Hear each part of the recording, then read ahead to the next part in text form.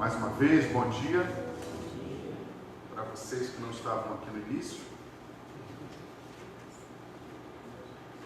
para você que está chegando aqui pela primeira vez, ou talvez para mim, né? Você esteja aqui pela primeira vez. Então, meu nome é Alessandro,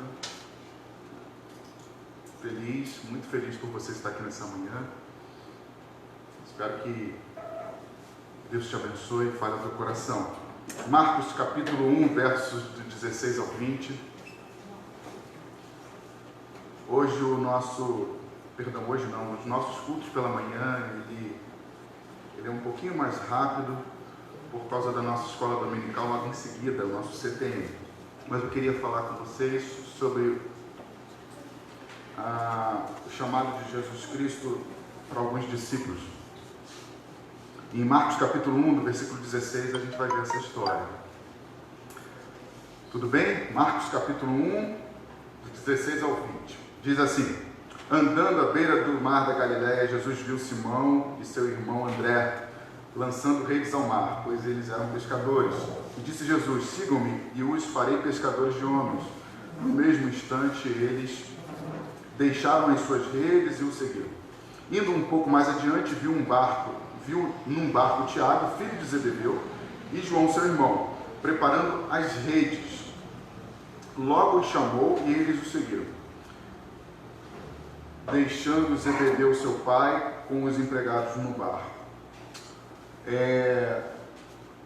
Deixa eu só dar um contextozinho para vocês bem rápido. Marcos, ele tem como objetivo apresentar Jesus Cristo como servo, como aquele que veio para servir. E o texto que traz um resumo daquilo que Marcos traz para os seus leitores está logo lá no capítulo 10, versículo 45, que ele diz: pois o próprio Filho do Homem não veio para ser servido, mas para servir e dar a vida em resgate a muito. Então Marcos, ele vai descrever o tempo todo Jesus Cristo como um servo. E se ele vai descrever Jesus Cristo como um servo, logo ele vai falar o tempo todo de atitudes, de atos de Jesus Cristo, a sua vida prática durante toda a sua caminhada. Então ele quer apresentar para as pessoas um Jesus Cristo que serve, que se envolve e que dá a vida pelas pessoas, porque ele está anunciando a chegada do reino, né? Então ele quer que as pessoas se aproximem, ele quer que as pessoas saibam o que significa a chegada de um reino. E ele vai falar então de um Jesus Cristo que veio para servir, né? Ainda que ele seja um servo, eu queria falar hoje para vocês sobre a autoridade de Jesus. Então ele é um servo, e na nossa concepção, né, a gente acha que o servo é aquele que está o tempo todo baixando a cabeça, ele está o tempo todo só servindo. Não, o servo, quando ele sabe daquilo que ele tem que fazer, e ele se propõe a fazer o correto, ele se propõe a obedecer àquele que está acima dele, ele pode expressar autoridade naquilo que ele faz. Ele vai brigar, ele vai se impor diante daquilo que ele sabe que ele tem que fazer.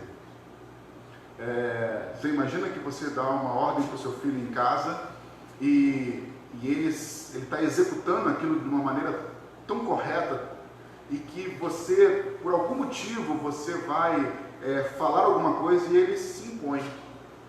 É muito importante que nós, pais, percebamos isso nos nossos filhos, para que a gente não recrimine, para que a gente dê crédito àquela postura dele de se colocar firme diante daquilo que ele acredita ser correto e está fazendo em obediência a algo que foi dado para ele.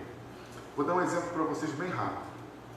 E aí eu vou dar uma de Cláudio aqui, né? Vou falar dos meus filhos. Bem rapidinho. Por exemplo, o Júnior. O Júnior, ele tem uma questão com o negócio de horário que é incrível. Ele, desculpa o termo, mas no bom sentido ele é chato com isso.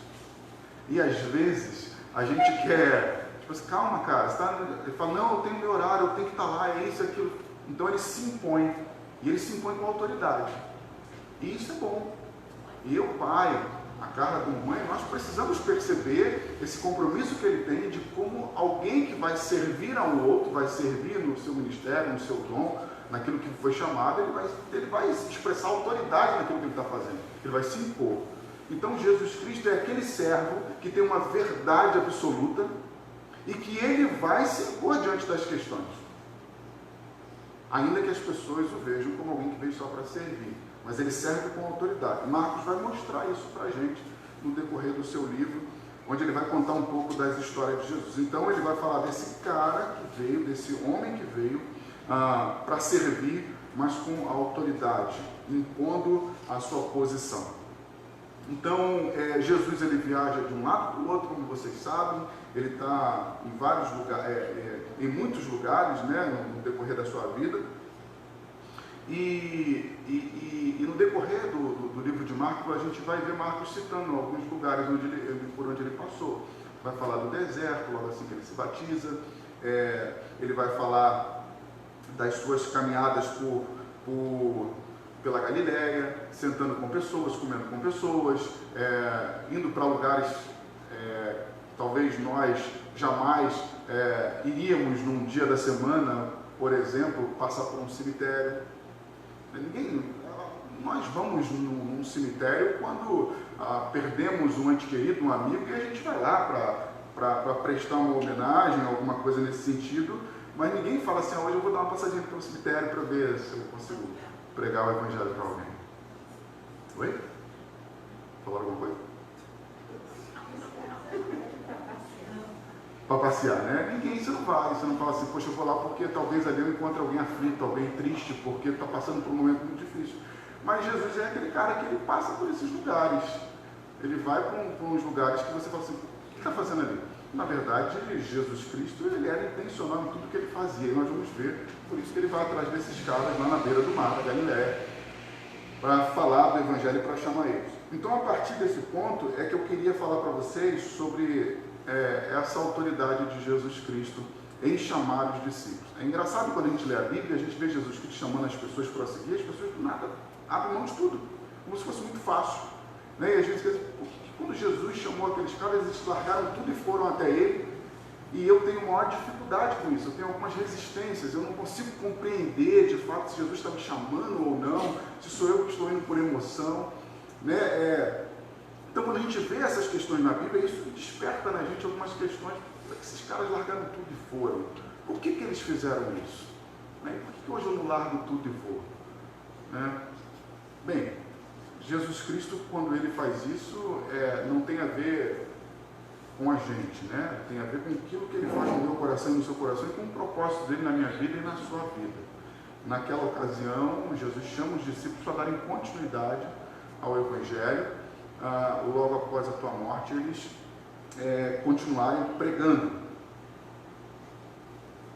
Então eu queria, de fato, nesse momento falar para vocês sobre essa autoridade. E como foi que isso aconteceu na vida daqueles homens. O versículo 16 diz o seguinte: andando à beira do mar da Galileia, que no caso o texto fala de mar, mas é um lago por causa das suas dimensões, ele é considerado um lago de Genezaré, ele era alimentado pelo Rio Jordão. Essa informação que ele era alimentado pelo Rio Jordão traz algumas informações importantes. Por que ali então existiam pescadores? Por que aquele lugar era um lugar de muita agitação, muitas pessoas, de um entra e sai, ou seja, era um porto? É porque, na verdade, o Rio Jordão, ele trazia para aquele lago águas frescas e também muitos peixes. Então era um lago bastante farto na questão de peixes. E as pessoas faziam daquilo ali o seu comércio, o seu local de trabalho. E esses homens que estão aqui, eles não estão ali como uma pescaria amadora. Não, eu vou lá para você pegar alguma coisa para o meu almoço, para a minha janta, ou para botar lá na minha humilde peixaria para vender alguns peixes. Não. O texto mostra que eles tinham empregados, o pai também trabalhava de um deles ali, e eles tinham então uma estrutura naquele lugar, ou seja, ali era o ganha-pão deles, ali era a empresa deles, era o trabalho deles. Então eles não estavam ali simplesmente naquele dia que Jesus passou, era um lugar onde constantemente eles estavam, porque era o trabalho que eles exerciam como pescadores. Então Jesus, quando ele passa por aquele lugar, o texto dá uma impressão para mim e para você que era como se Jesus tivesse saído do local onde ele estivesse, onde ele passou a noite, e ele decidiu passar por ali como estou andando e vamos ver o que vai acontecer. Não foi uma caminhada despretensiosa. Jesus vai naquele lugar com o objetivo de encontrá-los ali e de fazerem para eles justamente essa proposta, essa chamada, né? Esse convite para que eles preguem o Evangelho. Primeiro, ele chama o André e em seguida, ele chega ali naquele lugar, ele faz o convite para aqueles homens, só que esse convite, ele não é baseado em algo que Jesus acordou e pensou e falou, vou lá chamá-los. Por isso que a gente fala o tempo todo aqui para vocês, que a nossa vida cristã, ela precisa ser intencional. A gente precisa pensar 24 horas por dia o Evangelho. A gente precisa pensar o tempo todo sobre a possibilidade de termos alguém à nossa volta com quem a gente consiga compartilhar o Evangelho. A gente precisa pensar o tempo todo que a nossa vida, ela reflete a vida de Cristo em nós, o tempo todo. Porque nós vivemos o Evangelho 24 horas por dia. Nós somos cristãos 24 horas por dia, não é uma hora ou outra. Então Jesus Cristo, quando vai para aquele lugar, ele não está indo conversar com pessoas ou ver pessoas que ele não conhecia. Porque o texto de João vai mostrar que Jesus já tinha tido um tempo com eles, com esses caras aqui. Tem um texto lá em João, no capítulo 1, versículo 37 ao 42, que Jesus está passando e ele diz, esse é o Cordeiro de Deus. E aí eles vêm atrás de Jesus, então Jesus tem contato com eles. Mas daquele período para esse, eles passaram um ano. E é justamente nesse período que Jesus volta e chega até eles, ou seja, eles voltaram para a sua vida de trabalho, eles estão lá na pescaria, mas pode ser que eles também, em alguns momentos da sua vida, eles tinham a referência de Jesus sobre eles tinham Jesus como de fato esse Messias que estava chegando, mas eles ainda não tinham aquele envolvimento, um envolvimento de 100% da sua vida com Jesus Cristo. É como nós que estamos aqui, né?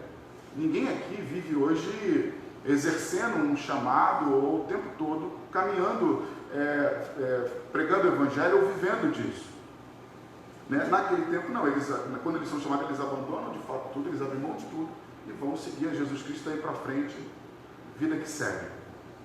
Família, amigos, ficam em segundo plano, e agora o primeiro plano na vida deles, o primeiro objetivo era servir a Deus. Eles estavam ali lançando a rede, Jesus chama eles fazendo a seguinte referência, vocês não serão mais pescadores de peixes, agora vocês serão pescadores de alma. Essa informação, esse convite de Jesus Cristo para eles, esse chamado de Jesus Cristo para eles, ele vem acompanhado de um convite, de uma promessa. Olha o convite. O convite é para que eles, de fato, passassem a seguir a Jesus a partir daquele momento. Então foi isso que Jesus fez com a gente. Ele veio e nos convidou a segui-lo, a andar com ele.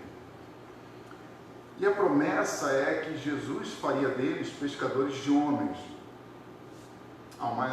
Jesus usa uma linguagem muito conhecida por eles, do dia a dia deles. Então Jesus está dizendo o seguinte, olha, vocês vão, ao invés de vocês lançarem rede para pegar o peixe lá no mar, vocês agora vão lançar uma rede no mundo. E vocês vão pescar pessoas. Nós vamos falar para pessoas e nós vamos convidar pessoas a fazerem parte da nossa vida. Agora o interessante é que essa frase, pescadores de homens ou pescar homens, ela não é novidade para Jesus. Jesus não está simplesmente usando isso porque eles eram pescadores de peixe, nada disso. Jesus está fazendo uma referência aqui, está passando uma mensagem para eles muito importante, e para mim e para você, que no Antigo Testamento, quando esse texto era usado, ele se referia a Jesus Cristo usando os profetas para dizerem para o povo rebelde que estava em desobediência que Jesus, que Deus, iria fazer com que pescadores e caçadores chegassem até eles e trouxessem eles para viverem a justiça de Deus e a ira de Deus sobre eles. No Antigo Testamento era dessa maneira que se referia aos pescadores.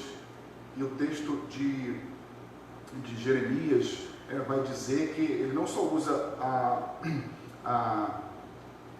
ele não só fala de pescadores, mas ele fala de caçadores, ou seja, o povo estava num processo de pecado e Deus falava: vou enviar pescadores e caçadores para pegar vocês e trazerem vocês para debaixo da minha justiça e da minha ira, por conta dos pecados de vocês.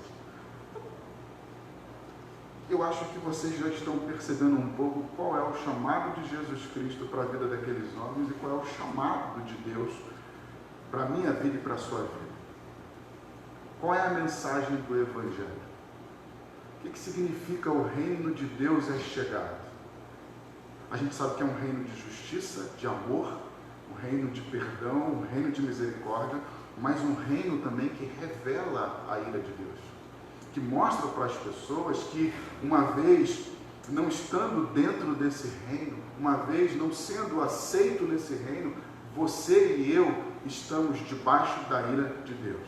Significa então que quando Jesus Cristo chama aqueles homens para pregar, para serem pescadores de homens, Jesus está dizendo para eles o seguinte: a vida de vocês agora será o seguinte, significa que daqui para frente vocês vão pregar o Evangelho junto comigo, nós vamos falar das boas novas, nós vamos falar da chegada desse reino, para que pessoas, pela misericórdia do nosso Pai, se livrem da ira dele. Então, quando você está pregando o Evangelho para alguém, seja para alguém da sua casa, seja para algum vizinho seu, lembre-se que você está dando a oportunidade àquela pessoa, falando para ele, dando uma notícia para ele, de que ele precisa se arrepender para que a ira de Deus não venha sobre ele. Você está tirando ele daquele processo de desobediência, onde a ira de Deus virá sobre a vida dele, para que ele vá para uma vida onde ele seja aceito por Deus, onde Deus de fato tenha derramado misericórdia e graça sobre a vida dele. Mediante a essa informação e de que eles não iam mais pescar peixes, mas pescariam pessoas, eles levariam pessoas a não viverem mais debaixo da ira de Deus, eles precisam então, nesse momento, abrir mão de tudo que eles estavam fazendo. Por que então, o chamado de Cristo, quando vem à minha vida e à sua vida, ele nos impulsiona a abrir mão das coisas que estão à nossa volta? Ainda que hoje seja uma luta interna na minha vida e na sua vida, seguir por esse caminho. Porque na verdade ele coloca dentro de nós uma sede por justiça, uma sede por misericórdia, uma sede por amor, que em alguns momentos da nossa vida eles vão sobrepor as outras coisas à nossa volta. Em alguns momentos, nem sempre, porque a gente ainda tem essa questão de estarmos presos a algumas coisas, né? De parentes, de filhos, e a proposta aqui, a ideia aqui não é que você tenha que abrir mão dos seus filhos, não, nem da sua casa, nada disso, do seu trabalho, mas é que você entenda que o objetivo maior, ele faz sentido quando eu olho para a necessidade da humanidade e olho para aquilo que eu tenho. Por isso que a Bíblia também vai dizer para mim e para você: buscar primeiro o reino de Deus, que as outras coisas serão acrescentadas.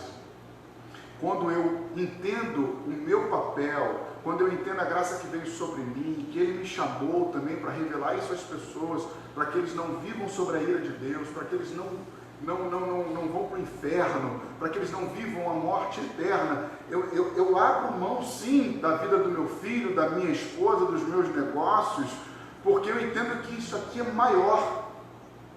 E quando eu priorizo isso em determinados momentos da minha vida, eu entendo que essas coisas aqui, elas estão sob os cuidados de Jesus. Elas estão sob os cuidados de Deus.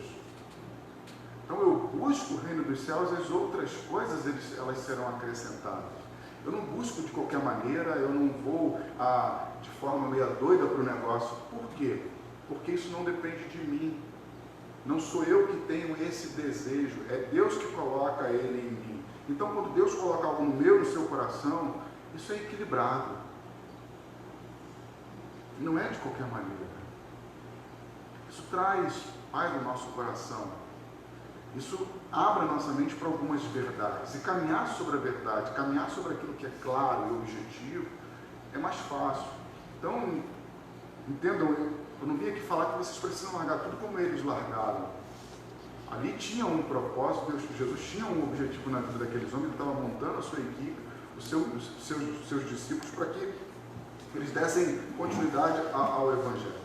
Então, queridos, domingo à noite eu falei um pouco sobre a nossa vida como templo do Espírito Santo, como casa de Deus, e eu venho hoje, na mesma linha, falar para vocês desse chamado de Cristo para a minha vida e para a tua vida. Todas as vezes que você se entender como um cristão, todas as vezes que você sair de casa, lembre-se, primeiro, você é templo do Espírito Santo de Deus. Você vive o Evangelho 24 horas por dia. E dentro de um templo, onde era feito os sacrifícios através do sacerdote para que vidas pudessem serem perdoadas perante Deus. Hoje, eu e você, como pessoas que fomos chamados como discípulos de Cristo para pregar o Evangelho, a nossa mensagem é para que pessoas sejam livres da ira de Deus. É para que pessoas tenham a oportunidade de viver o que eu e você hoje estamos vivendo. Então, quando você olha nessa perspectiva, de fato, as outras coisas ficam em segundo plano. Elas ficam em segundo plano. Então, atender o chamado de Jesus Cristo é justamente isso. É ver o que ele está te oferecendo, o que ele está te sinalizando. Ele está te fazendo um convite para pregar uma palavra que vai transformar a vida das pessoas. Vai transformar a vida das pessoas. Então, que você, nessa manhã, possa ver o Evangelho dessa forma na tua vida e entender a sua vida como alguém que foi chamado para ser pescador, para lançar redes. E que nesse processo de lançar a rede, você vai perceber que é mais importante fazer isso do que fazer qualquer outra coisa. Então, o que a gente consegue tirar mais desse texto ou dessa passagem de Jesus Cristo? Eu, pensando um pouco mais nessa manhã, diante dessa leitura, o que me veio à cabeça foi a questão da autoridade de Jesus Cristo sobre a vida daqueles homens. Passar a chamar o cara embora. Isso chamou a minha atenção e quando eu fui olhar um pouquinho mais, hoje pela manhã, ontem à noite, quando eu fui olhar um pouquinho mais, eu percebi que as boas novas, o Evangelho, quando a gente entende de fato o que é o Evangelho, o que ele produz, o que ele faz na vida do ser humano, e quando a gente ama as pessoas, a gente abre mão sim das outras coisas, porque a gente entende que as outras coisas elas são cuidadas pelo Senhor. E você não abre mão no sentido de abandonar. Você abre mão naquele momento para que uma outra pessoa tenha a oportunidade que você teve e que a sua família teve ou está tendo. Então, uma outra coisa que eu também percebi nesse texto foi essa postura de Jesus Cristo de ser intencional, de ir até aqueles homens. Volto a dizer, ele já os conhecia, ele já tinha tido um contato com eles, mas ele volta lá justamente para fazer esse convite e chamá-los.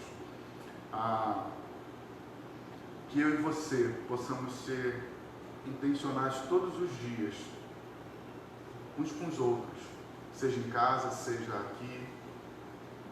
Ser intencional não é chegar de qualquer maneira na vida do outro, não é simplesmente sentar para uma conversa sem antes pensar, sem antes programar. Então talvez nós possamos, nesses dias que nós estamos vivendo, muito mais juntos do que separados, né? Nós famílias dentro das nossas casas, talvez seja um tempo para que nós possamos estar olhando um para o outro com a perspectiva de, o mais rápido possível, sentar para uma boa conversa. Sentar para esclarecer algumas coisas. Sabe quando você tira um tempo na sua vida e fala assim, eu vou observar minha esposa nesse mês. Eu vou observá-la porque eu quero fazer algo diferente para ela. Eu quero chamar ela para uma conversa. Eu quero pontuar algumas coisas. Seja coisas positivas, seja um elogio, seja naquilo que você percebeu que ela progrediu, ou também seja naquilo que você percebeu que ela está fraca. E da mesma forma, a esposa com o seu esposo, com os filhos, porque o tempo passa, a nossa mente muda, o nosso jeito de pensar a vida muda, o nosso comportamento muda, mas nada melhor do que você ter alguém do seu lado, te sinalizando, te chamando. Talvez o momento de você parar e falar assim, meu filho ou a minha filha está tendo esse tipo de atitude. Então eu vou falar com ele ou com ela sobre isso. E você vai intencionalmente, senta para uma conversa. Chama e bate um papo ali e as coisas são esclarecidas. E a vida continua. Então nós precisamos de fato ser intencionais como Cristo foi. E isso é bom, isso é positivo, isso faz parte do Evangelho. Seja aqui, às vezes no trabalho, quem aqui trabalha, tem equipe, gestores, né? Enfim. E assim como nós pastores. Precisamos sim olhar a vida de vocês e chamar para uma conversa. Pontuar algumas coisas. Isso revela amor, revela cuidado. É chamar para uma vida de crescimento. Então, são essas coisas que eu percebi um pouco nesse texto. E uma que eu já tinha falado para vocês, a questão dele como servo, mas cheio de autoridade. Ele tinha autoridade porque ele falava a verdade, ele era compromissado com a verdade e ele tinha um compromisso de revelar essa verdade para que as pessoas fossem transformadas. Porque esse reino já era chegado e ele queria que as pessoas pudessem passar a viver essa nova vida que estava sendo proposta. Amém? Eu queria te convidar a ficar de pé, chamar os meus irmãos para a música.